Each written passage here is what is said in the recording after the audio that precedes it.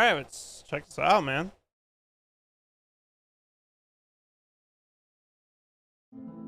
I'm willing to bet that as soon as you entered this place, you knew that we were going to get some answers in the shadow of the Erdtree. And we have.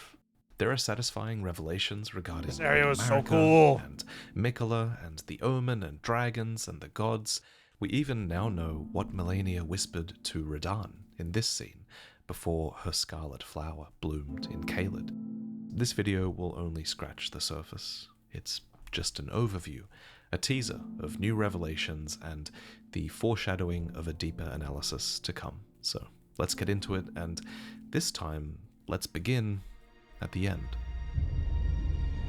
After you defeat the final boss, promised consort Radan, on your 400th attempt, you can read the remembrance of a god and a lord, which states, in their childhood, Miquella saw in Radan a lord, his strength and his kindness that stood in stark contrast with their afflicted selves.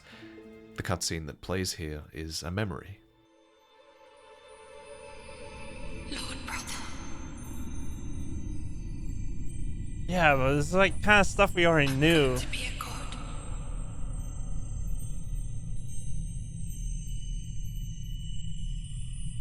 If we honor our part of the vow,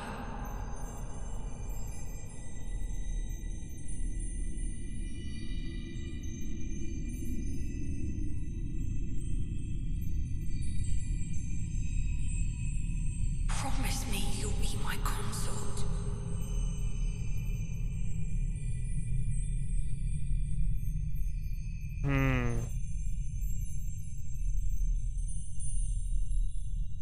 I'll make the world a gentler place. And so Miquella made his heartfelt wish that Radan would one day be his king consort. Now, this ending and the reappearance of Radan has received a lot of early criticism, but I think this encounter does go a lot deeper than some people are giving it credit for. For example, we're hearing about Miquella's side of the vow in this scene and about what Miquella wants, but what about Radan? What was his part of the vow? What did he want? There is evidence of Radan being kind, sure, but this is also a man who celebrates war. Did he truly share Miquella's vision for an age of compassion? I don't And if he know. wanted to be with Miquella, why did he fight so vehemently against his death in the lands between that would have brought his soul to the realm of shadow with Miquella? But the most chilling thing about this story, I think, is that even if Radan did want to become Miquella's lord, and I can see that side of the argument too, to be fair, but even if he did want that, do Radan's wants even matter in the face of Miquella the Kind? As we speculated long ago, from items like the Bewitching Branch, Miquella has the power of enchantment over others. He has the power to steal hearts. I mean, Literally, Miquella if you took are advantage of Moog. embraced by him twice in the final fight, your heart is stolen, and it's like a part of you dies. Lord of the Old Order, let us go together. This effect can also be seen in Heart Miquella's stolen. faithful band, who overcome their differences and shortcomings to fight for Miquella's cause, until Miquella's enchantment is broken, and they turn at each other's throats. And what makes Miquella a fascinating character is that he isn't manipulating others for selfish reasons. His cause actually is righteous. When he wields love as a weapon, he does it genuinely to make the world a better place, without any intent to cause harm. However, such acts are still oppressive.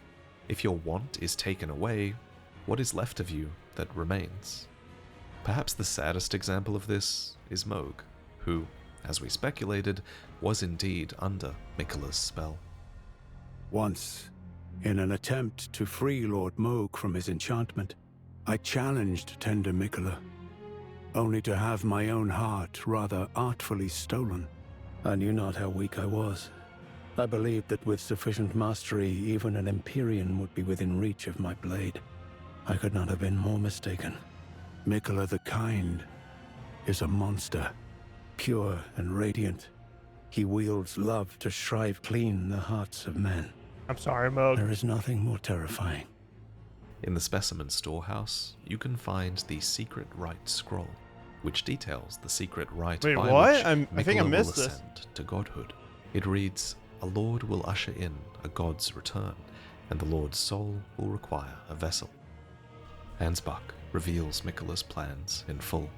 After Lord Moog's slaying at his dynastic palace, it appears his body has been absconded with and taken straight to kind Mikola. As if using Lord Jeez. Moog to gain entrance to the land of shadow were not enough, he plans to use his corpse as the vessel of his king consort. He has forsaken Lord Moog's soul. He desires only his empty shell. In your fight with Radan, you might have noticed the horns sprouting from his gauntlets. Oh, and yeah. his tendency to perform blood flame attacks. This is because Radan occupies Moog's body, fulfilling the terms of the secret rite at the Gate of Divinity, where Mikola will become a god. Makes me so mad when So, he does that In attack. retrospect, Moog was under Mikola's disrespect, spell man. all along and became obsessed with Mikola, believing that they would ascend together as Lord and God.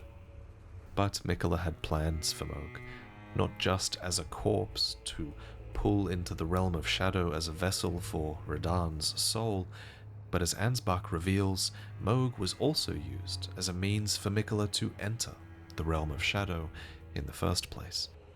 A while back I speculated that the realm of shadow was a sort of death dimension, and that Mikola's sacrilegious death at the hands of Moog might have been intentional so that Mikola could enter the realm of shadow, and actually surprisingly those speculations were proven correct as well. Ansbach confirms that Moog enabled Mikola to enter, and the Tower of Suppression makes it clear that all manners of death wash up in the realm of shadow, which lies at the very center of the lands between. Incidentally, Radan's return also answers one of the biggest mysteries of Elden Ring, which was what Melania whispered to Radan as she let the rot flower blossom at the end of their fight. According to the young lion's helm, she whispered, "Mikola awaits thee, O promised consort." And so Melania's southward march to Caelid is finally explained as well. She was there to kill Radan so that his soul could be taken to the realm of shadow and the vow could be upheld at any cost.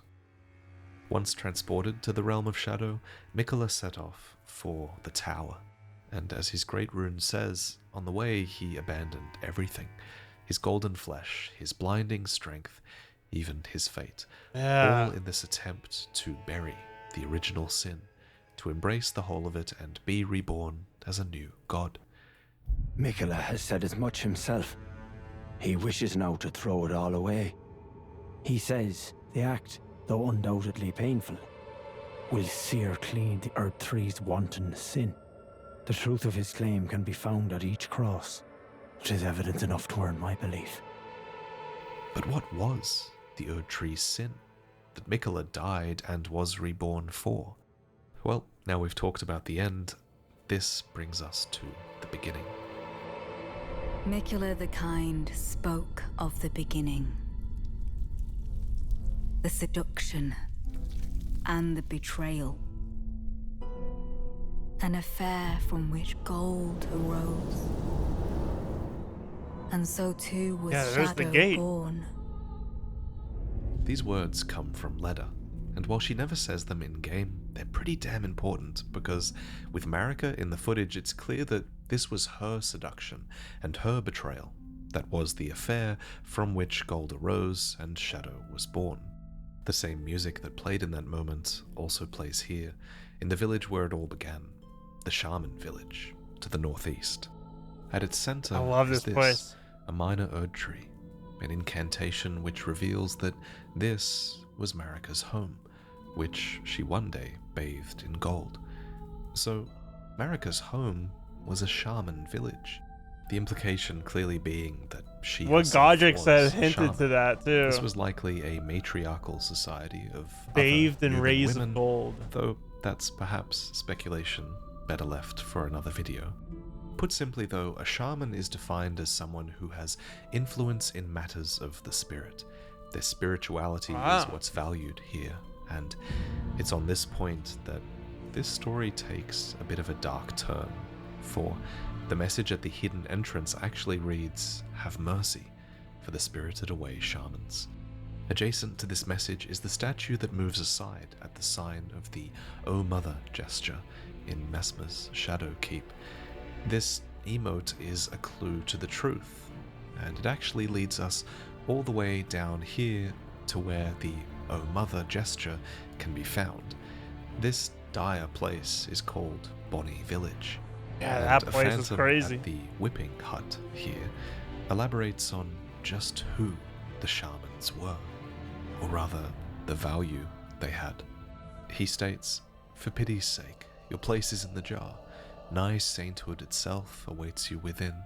For shamans like you, this is your lot. Life were you accorded for this alone." So the shamans, in the words of their abusers at least, were accorded life for a singular purpose, and that was to be stuffed inside of jars with others. A nearby whip, bestrewn with rotting, misshapen teeth, elaborates on how and why it was used on the shamans. For one, it states that the pain it inflicts was used to encourage their obedience, but additionally, it says that as their wounds ripen, they grow inflamed and ooze pus, and the flesh of shamans was said to meld harmoniously with others. So it is that the shamans stuffed into jars become this living amalgam of beings, presumably with the flayed shaman herself at the fore. So now we know what happened to the I don't like shamans. that. They were whipped into I don't submission like and that. forced inside of jars. We know a What little bit the of the fuck why is that as well. attack? Apparently it was done so that they could become saints. But the next question I want to answer is who? Who did this to them? Well, it was the Horn Scent. The caterpillar mask, Those worn by bastards, Hornsent oh my himself, God. reveals that it was a ritual implement of the greater potentates of Bonny Village, What? which is this very village where we just So discussed fucked the up. evidence of the shaman's abuse.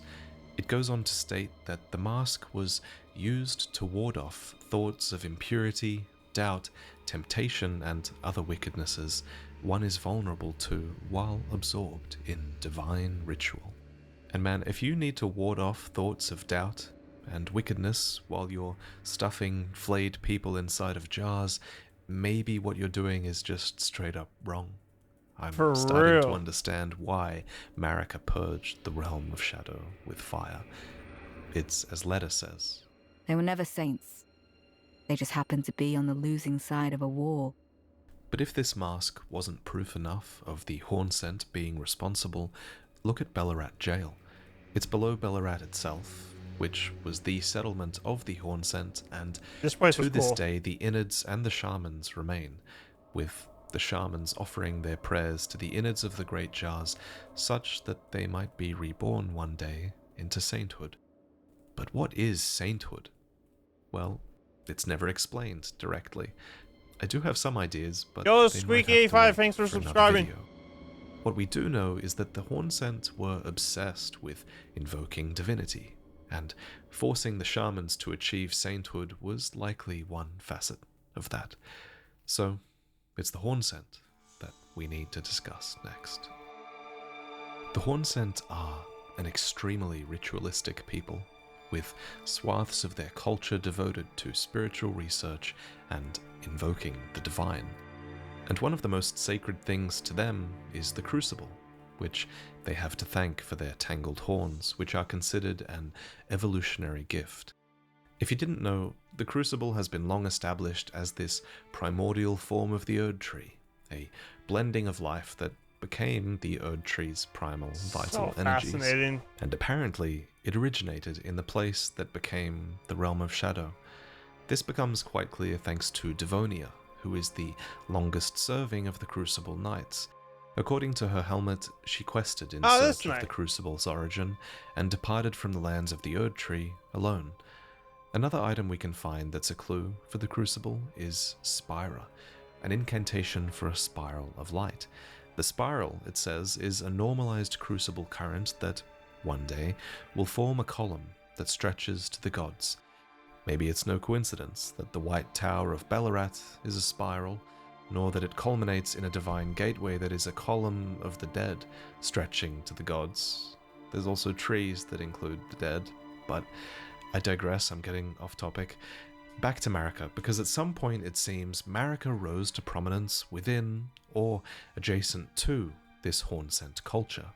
We can kind of infer this because Hornsent refer to Marika's eventual purge as a betrayal, and something can only really be a betrayal if you were aligned with them in the first place, right? So the Hornsent were aware of Marika, and likely her Erdtree as well, before what they call the betrayal. But how? How did Marika rise to such power in their homeland where she was presumably a shaman, one of those subjugated?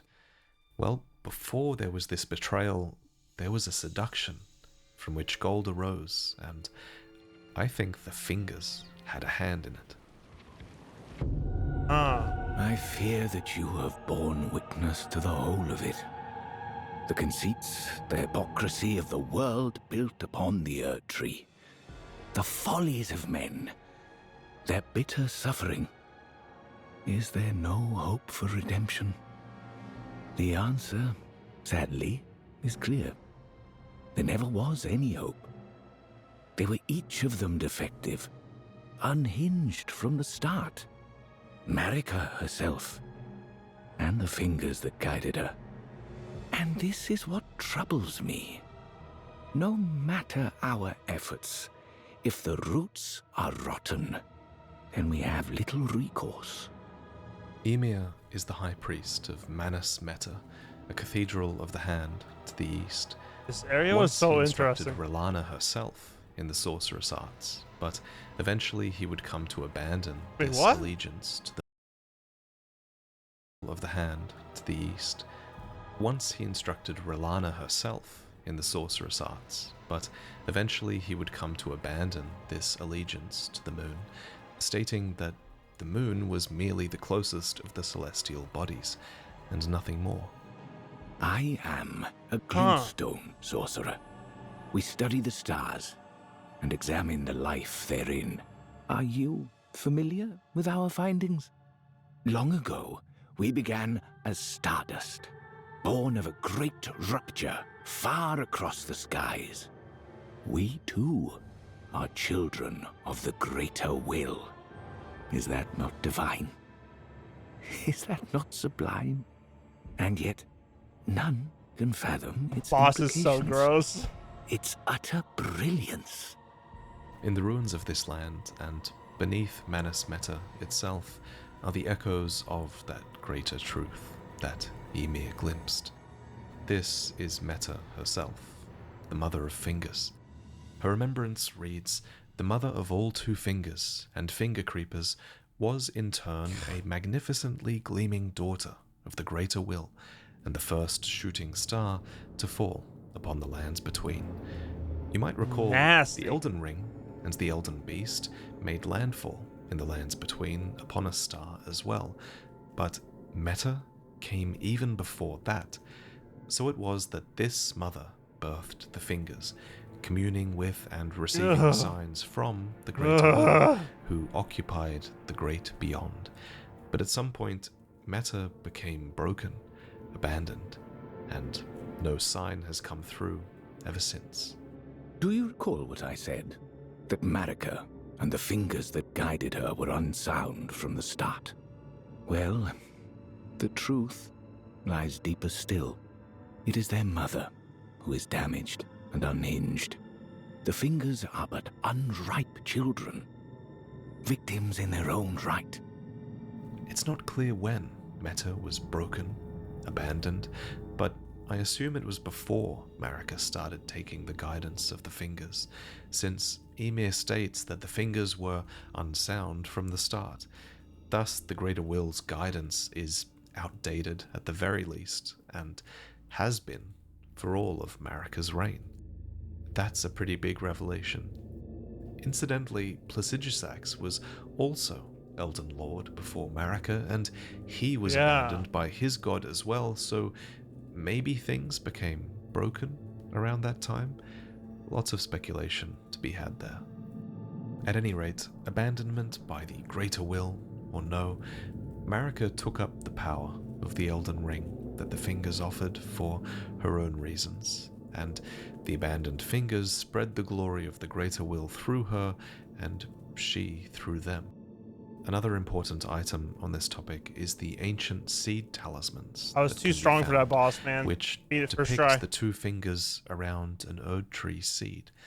They had a hand in the birth of the Erdtree. All this while, the Fingers claimed to be envoys for the greater will, but that's a lie. The greater will is gone. The Fingers are alone, operating on outdated guidance. This is something that many characters suspected, but most characters in Elden Ring assumed that this happened around the time the Elden Ring was shattered. It's a revelation that the Fingers have been broken for a really long time, and so the Tarnished too is alone, following this guidance of grace that now likely only belongs to Marika herself, if anyone. And Marika might have played friendly with the Hornsent for a time, but eventually she had what was surely vengeance, when the Hornsent were purged, subjugated, and betrayed. The realm of shadow became this disconnected domain of death, and the Shadu Tree that looms high became the realm's symbol of abandonment, not grace.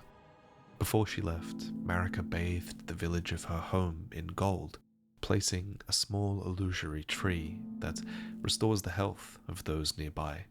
She did this knowing full well that there was no one left to heal. Then she left, never to return. Not even for her son, who she left behind to endlessly enact her subjugation of the realm of shadow. So, next, let's talk about Messmer, Crazy. the Impaler. As anticipated, Messmer is entirely loyal to his mother, who is Queen Marika. His armor reveals that, on his mother's wishes, Messmer made himself a symbol of fear, undertaking the cleansing crusade she desired.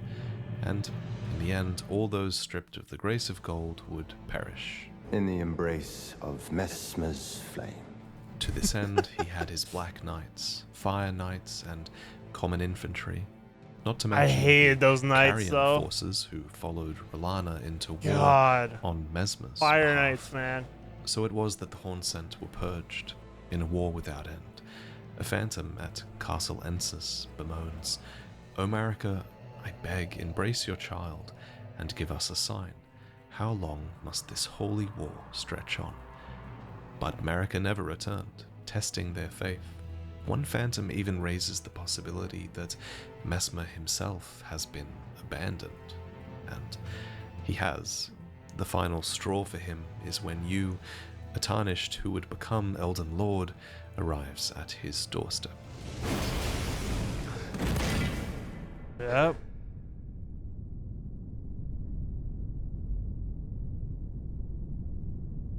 I will not suffer. Our Lord, devoid of light.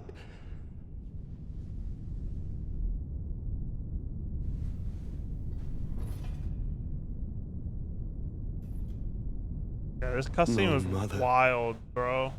Forgive me.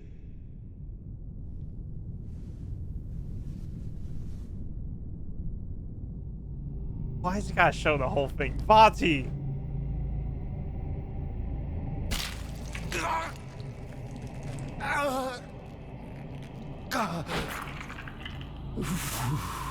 It's a sword seal, I know that.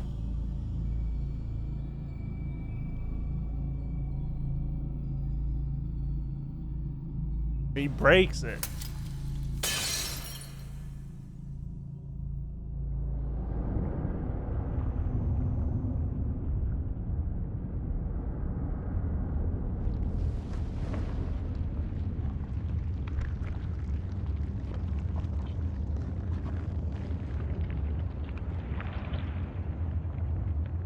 He really is just showing the whole thing. I guess might as well. soon tarnished. So badass.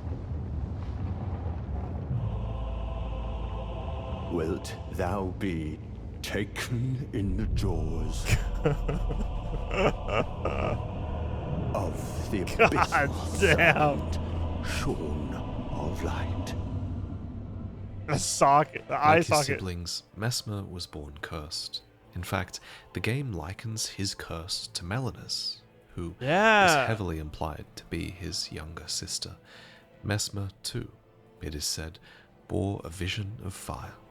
We learn this from the item Mesmer's Kindling, which describes the fire that endlessly burns within him, a dark thing, eaten away at by a wicked Yeah, and then apparently they updated Shadow of the Erdtree, and then it doesn't mention the younger sister or anything anymore.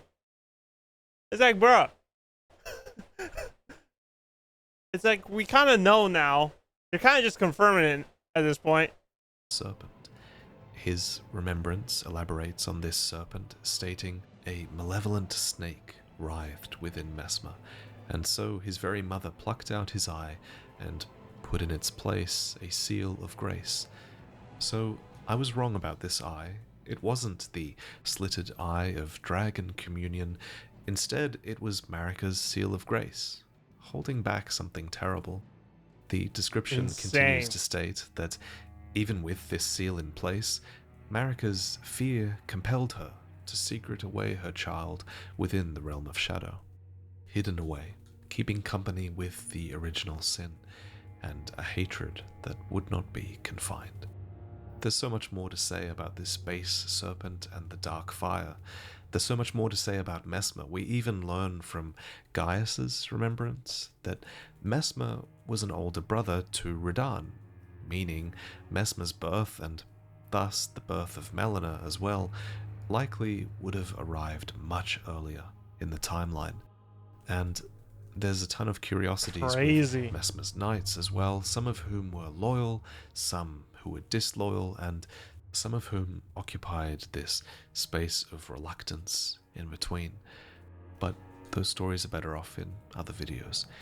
In the interest of moving on, there is one last thing I want to talk about with Mesmer, and it's that in the cut dialogue, Mesmer notes that Miquella has spoken of us to him, and indeed we do know that Miquella did come through this shadow keep, divesting himself at the crosses all the while.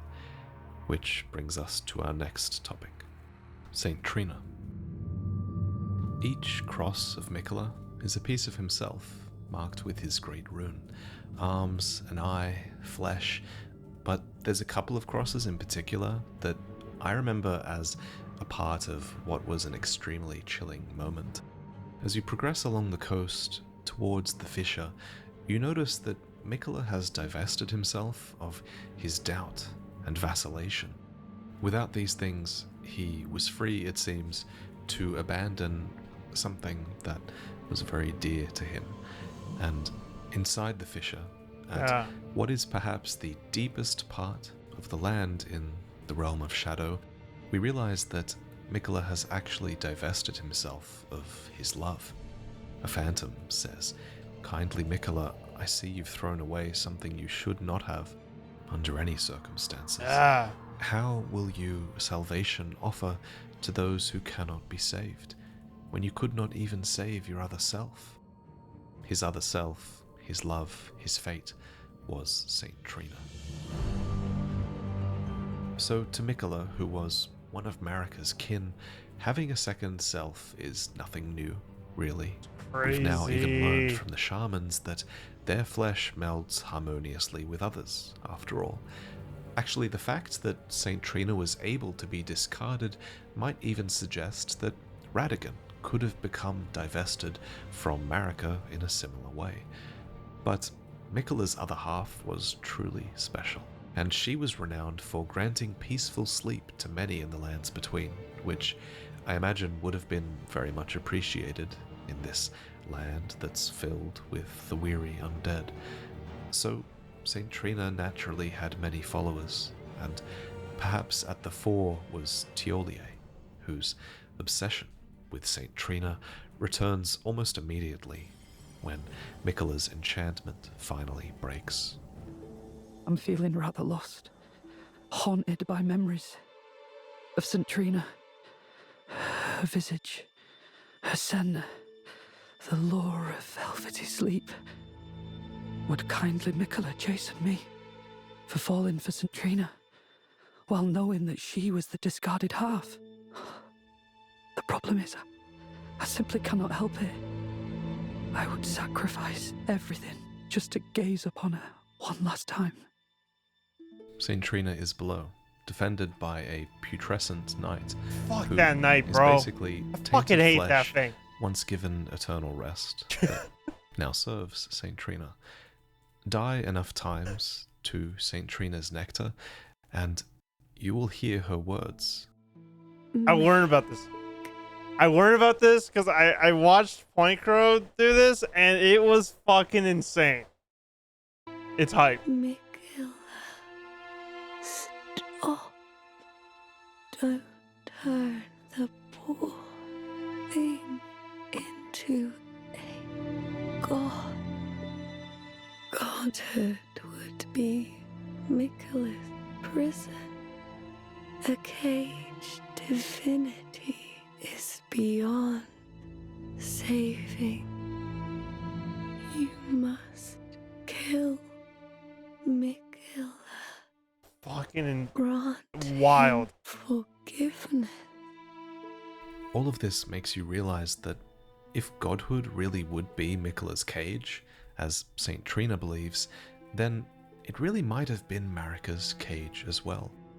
It echoes what the Saw Seals suggested long ago, that solemn duty weighs upon the one beholden, not unlike a gnawing curse from which there is no deliverance. In the end, Marika's cage divinity is likely a part of why she shattered the Elden Ring. And so Miquella's divinity would surely come at a cost to him. He would essentially be sacrificing himself to bring about that gentle age in the name of everybody who would fall under his enchantment. And this enchantment is a tendency that Miquella regains when he returns in full force as a god, because once charmed by Miquella, a circlet of light adorns your head. And according to the description of the circlet of light, which you receive after Miquella's defeat, this enchanting circlet would have been the foundation of Miquella's Age of Compassion, not the Elden Ring. Presumably, in his age, all would be charmed. But Miquella found one that would refuse to be embraced. You. No wonder, as one god and one king consort is all the world needs. And you're the chosen Elden Lord of a different age, whatever ending that may be for you. Ronnie! So naturally, you would have refused to be embraced. Thank you for watching, and thank you for listening to me, even with my nasally COVID voice. Sorry about that.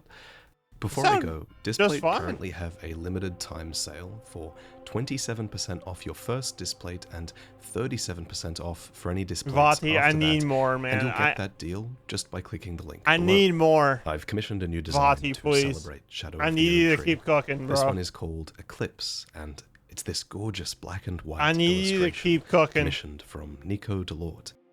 This one has a lot of Easter eggs and references hidden. There's within. definitely so much more How many to can this. You find? And if you're looking to pick up a few more Displates to make use of that discount, check out my other store offerings as well. I love commissioning these designs, and Displates are honestly great, convenient products that just make any space more interesting. So check that out. And again, thank you for watching. Please subscribe for more Shadow of the Erdtree lore, because I've really barely scratched the surface here today. I really had to restrain myself from going deeper into all of these topics in the interest of providing a concise overview of all of the lore. And so much lore. It's like Five Nights at Freddy's. It really is, though. It's insane. So welcome in, Atlas. in the comments of So I hope your birthday was great. Hope you had a lot of fun. In the comments of my first DLC video, Amazing you guys made me secrets. aware of some extremely well-hidden secrets. For example, there's a secret cross in the Bellat Tower settlement. Where you find the congregation here, you can actually jump down onto this piece of rubble and go through a hidden door. Here you'll find where Mikola abandoned his sinistral arm, as well as the usual Shadu Tree fragment. And here you can also find a talisman that increases your attack power by 20% for 30 seconds whenever summoned spirits die. This has extremely good synergy with certain spirit ashes. For example, some spirit ashes summon multiple spirits, and whenever one of these dies, you get the buff. Or better yet, you can summon multiple spirits with the Soul Jar's spirit ashes, which actually commit Sudoku all by themselves, so you get the buff whenever one of them does that. Or, even better, in my opinion, you can summon the skeletal ashes, like the militiamen, and when these die, you get the buff, but they can resurrect themselves, helping you to keep the buff active as they continue to die and resurrect throughout the fight. This is a fun talisman. And speaking of spirit ashes, let me show you how to unlock a really good one. So, there's a back and forth you can facilitate between Tiolier and Moor that leads to you getting Tiolier's concoction, a brew which can coax even the oldest of dragons to sleep. And you meet one such dragon early in the Jagged Peak, who spends every night foregoing sleep to lend strength to her lord, Placidusax. May it grant you sleep. Ah, fuck that, dude. In your place beyond time. However, if you slip Florisax, Tiolier's potion, during this time, she'll sleep for about 24 in-game hours, and Placidusax abandons her for this. Now, afterwards, you won't be able to get any more dragon blessings from Florisax, but after killing Bale, she'll pledge allegiance to you instead, and you'll be able to receive her spirit ashes. What? She's a great NPC Spirit Ash if your build utilizes lightning damage, as the weapon she wields has a skill that increases enemy vulnerability to lightning by 12 to 15%. That's sick. She's actually one of the only Spirit Ashes that actually has a voice line. For my noble lord. Now, by doing her quest in this way, you'll also get rewarded with a powerful defensive lightning buff called Dragon Bolt of Florisax. But unfortunately, taking this path locks you out of getting both her weapon and her dragon form, which are the usual rewards for killing Bale, so this is something you should do on New Game Plus, if anything. Next, I've now realized there are 5 new bell bearings hidden in hanging pots around the world. The one you'll likely want most is the String Seller's bell bearing, which can be found in a pot just west of Prospect Town. String used to be so hard to farm, but with this, string can be infinitely purchased at the Twin Maiden Husks, which enables you to easily craft the Drawstring weapon buffs, which are great for maintaining weapon buffs during long boss fights. Another essential component of weapon buffs are knot and root resin, which can also now be purchased infinitely with the Greasemonger's bell bearing in a pot south of the Church District. I probably don't need these. Wouldn't use them go for to the Rivermouth Cave new side game. of Grace, head west and look up. This bell bearing unlocks mushrooms and red flesh mushrooms for the majority of hefty pot That's recipes. cool. That's an option For now. white flesh and toxic mushrooms, go to the Elak River downstream side of Grace and break the pot in front of the waterfall. To unlock infinite Rada fruit, head south of the Pillar Path waypoint side of Grace and look for this pot.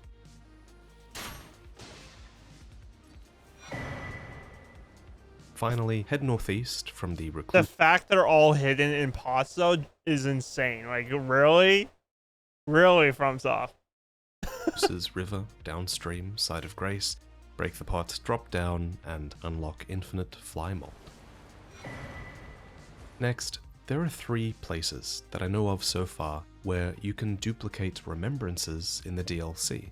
One is fairly obvious, it's located here just outside of Manus Meta, but the others are kind of I easy to actually didn't miss. know about that one. For example, ride through the Finger Ruins near the Cerulean coast and head off to the right of the path here and look for the coffin. The last one can be found on the northern edge of this Finger Ruin, and it's located here. For number 5, if you've been having trouble taking out multiple Smith script golems in the lava forges, I always just ignored those guys. Isn't actually to hit them in the back, it's to use crystal darts instead. These will cause the golems to malfunction, essentially, and they'll attack each other just like any of the other golems in game. What? Before I go on, I want to quickly say that I have some new merch. It's a hoodie with great fabric quality, and the design on it is a great sword. That's it. That's the merch. That's cool. The Moonlight variant is only going to be available for a limited time, and the Nordic runes along the blade actually have a hidden message, so check it out if you want to support the videos and get some fashion in return. Next, there's something else in the Moor ruins that's easy to miss and very important. It's this underground pathway, which leads to Bonnie Village, and beyond that, basically the entire northeast section of the DLC. But before we move on, there's something bizarre in this village that I haven't been able to figure out the lore for yet. It's this giant shed snake skin located here. What is this thing? You'd think it would have something to do with Mesmer, but then this serpent looks very different to his abyssal serpent. This model actually looks a lot more like the serpent god, or even Eagle in the temple. But then, does this snake really have a connection to those characters, all the way from the realm of Shadow? I've got some theories, and I'll keep trying to puzzle this one out, but I'm curious to hear what you guys think as well. Next up, Moor. Things bring joy to all. To get the maximum amount of things from him before his quest moves on, there's a certain pest you'll need to find. Now, there's 6 friendly pests found throughout the world, and they all give you forager cookbooks when interacted with.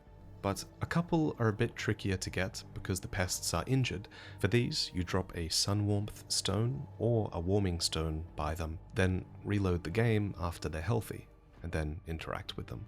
If you heal the pest by the Church of the Crusade in this way, then Moor will be appreciative, and he'll give you a 7th rare cookbook. This cookbook comes with the ability to craft spirit raisins, which give Torrent a consumable charge attack, which is borderline useless, unfortunately.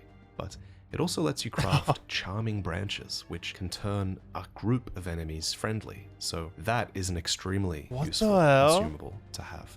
Once you safely have this cookbook, the fastest way to get Moor's armor, shield, and bell bearing is to tell him to remain sad forever. After this, he'll pass away, cradling his friend's dead body. What? Alternatively, That's actually you can so kill a pest sad. and he'll invade you. And when he does, he's not bringing joy. This thing cannot be forgiven. Next, have you discovered the furnace golems with the shielded feet? To defeat these, you just have to fight fire with fire, literally. Get up high and throw a furnace or fire pot into their giant brazier from above. By the way, if you need more Shadu Tree fragments, you're not just limited to field items. Some have found their way into the bellies of these hungry hippos. These hippos are located here. Had to get these. For this next secret, you might have noticed that I've started saying Shadu Tree different in my videos, and that's because I've seen a lot of commentary going around regarding its correct pronunciation. Apparently the word Shadu comes from Old English and means shade or shadow, so this is a shadow tree and it's pronounced Shadu Tree, or Shadow Tree. I guess that's fine as well. Makes sense. It sounds a lot better than saying Skadu all the time, so I was very happy to be educated on this. Shadu. Next, if you looked at the map and saw this island and wondered if you can get to it, you can. There's a secret path right off on the western side, and I think I found it's it. underneath this cemetery shade enemy located here. But the real secret is what's on the island.